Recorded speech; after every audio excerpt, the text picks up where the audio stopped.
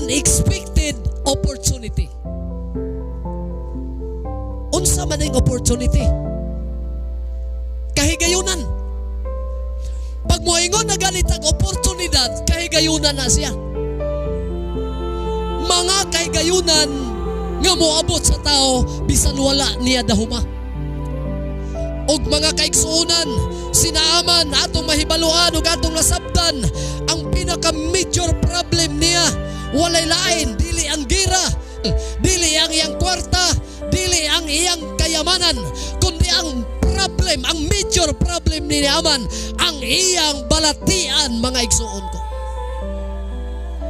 Dagay mga tao dagang kwarta pero naay balatian nga way kaayuhan. Ingani pud ni si Naaman.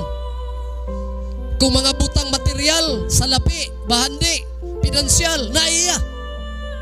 Pero ang pinakadako niya nga problema, naa man siya kwarta, pero ang pinakadako niya nga problema, naa siya ay sakit nga dili mo. Naa sa Biblia, naa sa pulong sa Dios. Kini di ay tao, mga kaigsuunan, kung naay balatian, wala gyud kay lain dapat duulan, wala kay lain mga kaigsuunan sang piton ang atong labaw makagagahom kay makahimo siya, mga igsuon ko, sa pag-ayo bisan unsa pakadagko nga mga balatian nga naa sa lawas sa tao. Nga mao mga kaigsuunan ko ang musulti unsay angayang buhaton para mamaayo siya sa sangla. Kita day nga mga tao, dili po di ay diha mo abot ang kaayuhan sa tong balatian hangtod nga dili ta mga igsuon ko muduol sa atong Ginoo. Dili po diha dayon maayo ang atong balatian kung dili ta mga igsuon ko maminaw sa pulong sa atong Ginoo, mga igsuon. Og sa diha mga kaigsuonan ko mingadto na siya.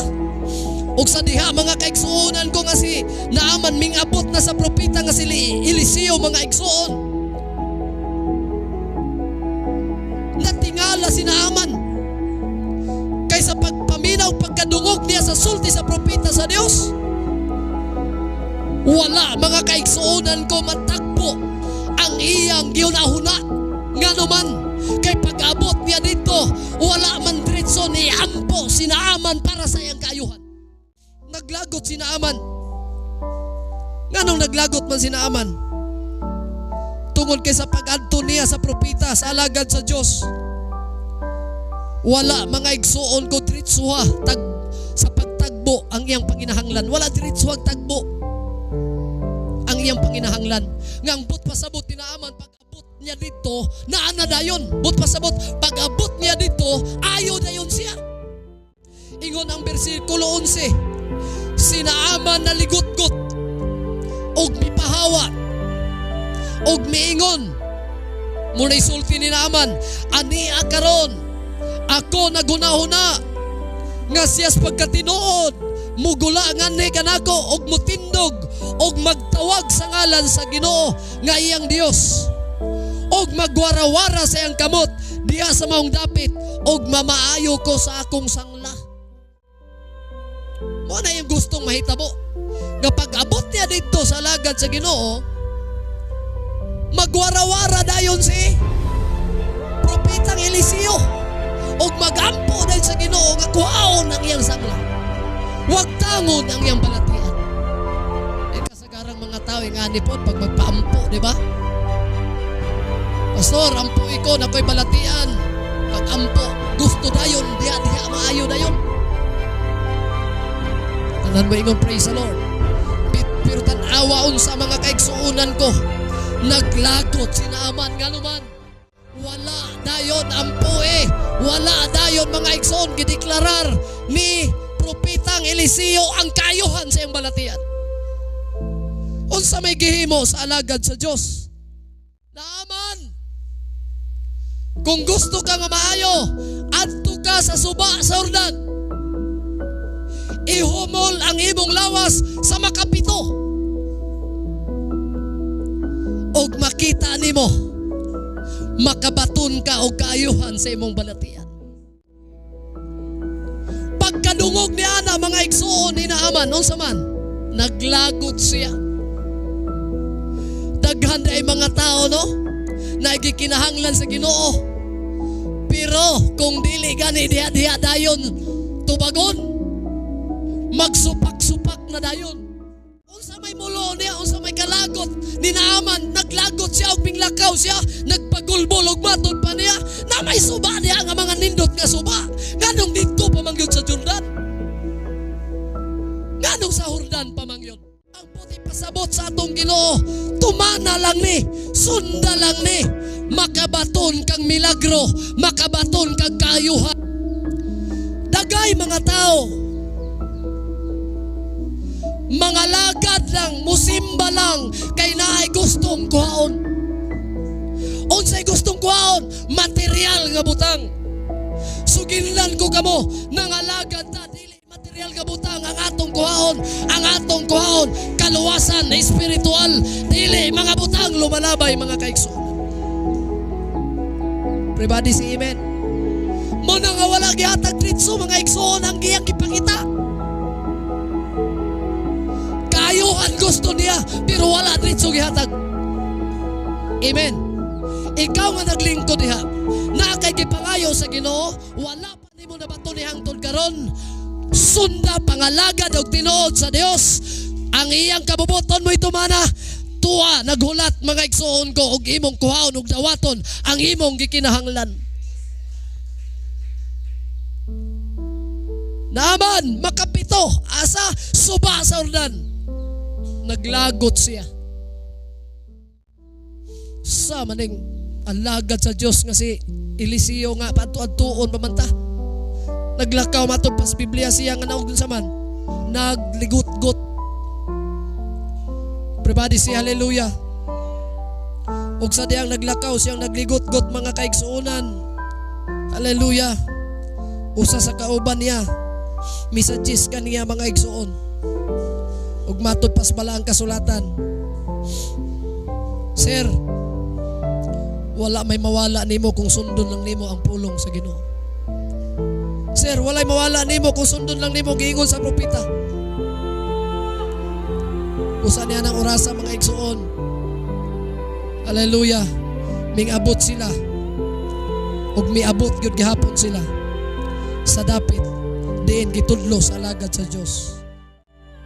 Diin didto niya mabatunan ang kaayuhan mga kaigsuon. Palakpakan nato ang atong Ginoo mga kaigsuon.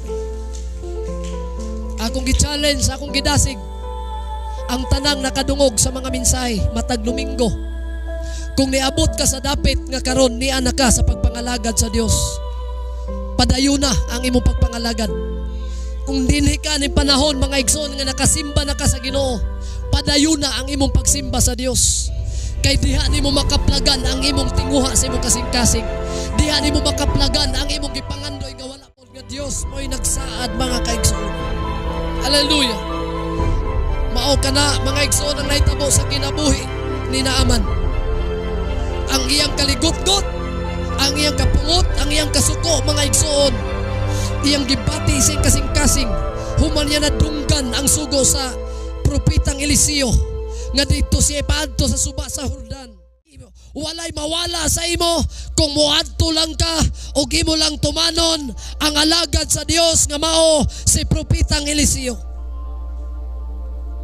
Kung imo nang tan-awon mga kaigsuonan nga panahon, kana nga senaryo sa kinabuhi ni Naaman, sa kakalit mga kaigsuonan, gikan sa iyang pagbati naligot-got siya kay wala siya matumani ang sa gusto niyang mahitabo ni adtong orasa mga kaigsuonan. Hallelujah. Og sa diha mga kaigsuonan ko nga sila minginahinay pagkaadto paingon sa suba sa Jordan. Hallelujah. Samtang naglakaw sila, nagduha-duha pa siya mga igsuon. Og mo ni pinakanindot nga mensahe karon dapat makasabot ang tanan. Bisan no sa kana kaligot ko pagbati nga dili maayo, tumanon lang nimo ang gisulti sa pulong sa Ginoo. Nagyapoy mahitabo sa imong kinabuhi. Panghitabo nga positibo mga kaigsuonan. Oh, naligot-got siya. Wala siya malipay sa gisulti sa pulong sa Ginoo. Pero iya lang gihapong giadto. Tungod sa taho o sa sulti o sa gisyon sa iyang kauban. Sa iyang alagad mga igsoon nga sundalo. Sir, may walay mawala sa imo. Muadto ta sa suba sa Jordan nga giingon sa pulong sa propeta sa Dios. Everybody say praise the Lord. Dili malipayon ang paglakaw, mga kaigsuunan ko ni Naaman. Ngani matod pas Biblia, nagligot-got siya, nagpagulbol siya. Pero tanawa, bisan dili siya malipayon sa pagsunod, sa pag-abot niya dito suba sa Jordan. Dili pa yung kaisa. O sa gisulti sa propeta, kapito siya mo tuslob. Magbalik-balik siya tuslob. O karon na pugo siya, mga igsoon. Kung tanaw ni mo, basahon ni mo Biblia, walay kalipay si Naaman sa pagsunod sa pulong sa gisulti ni propeta ng Eliseo. Wala. Pero tanawa, sa pag-abot nila dito, mga kaigsuonan, inahihinay niya gidalay ang kaugalingon dito. Supak sa ang kabubuton. Kaya ang gusto niya, muampo, diretso, si Naaman, magwarawaras kamot. Mamaayo na siya siyang sangla. Muti ang buti pasabot. Nga dili na dugay-dugayon. Kung ayohon diretso. Dili makahulat. Amen. Kita po kung magpaampo ta o kung muampo ta o mangayo ta sa Ginoo sa atong pangayoon, ayaw dali-dali ang Ginoo kay nainsaktong panahon ang Ginoo para nimo. Palakpakan na to ang Dios. Ayaw dali-dali siya kay kabalo siya. Kay balo ang Dios sa right timing. Kabalo ang Dios kanus aka angayan ayohon. Si Pablo sa Biblia, nagwali pero matod pa niya. Nagwali ko pero nga akong lawas na ay tunok. Matod pa sa mga Bible scholars, kini si Apostol Pablo nagpamatuod sa grasya sa Ginoo pero na ay balatian sa lawas. Bisan kita, padayon ta ng alagad. Daghay mga tao nagsimba, daghay mga tao nag-alagad sa Dios, pero ilang kaugalingon hangtod karon wala pa ayuha. Undang baka sa pagsunod sa kabubuton sa Dios, muhunong bakas pagsimba, kung ang imong gipangayo wala patagda. Wala pa nimo maangkon, mga igsoon. Suginlan ko kamo nining taknaas kabuntagon, bisag wala pa ninyo madawat ang inyong gipangayo sa Ginoo, padayon mo sa pagsunod sa pagpangalagad sa iyaha, mga igsoon.